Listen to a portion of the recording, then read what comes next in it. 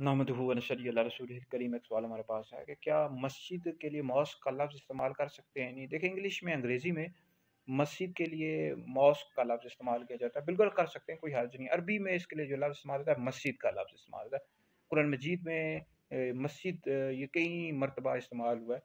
तो मस्जिद कहते हैं जो जहाँ पर अल्लाह रब्बुल इज़्ज़त की इबादत की जाती है, और एक मुसलमानों की इबादत की जगह है, मखसूस एक इमारत होती है, जगह होती है, और वहाँ अल्लाह की इबादत की जाती है।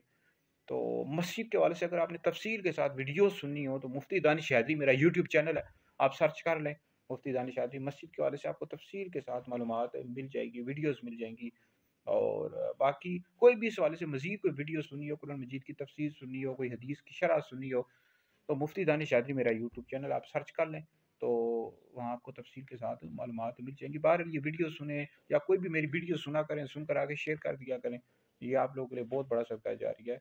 और इसमें आपका दुनिया में भी फ़ायदा है, आखिरत में भी, और नेकियों में भी इजाफा होता है। नेक काम जो होते हैं उनको आगे पहुँचाना चाहिए, शेयर करना चाहिए, अच्छी चीज़ों को वायरल करना चाहिए। इसमें बहुत बड़ा फ़ायदा है दुनिया और आखिरत का।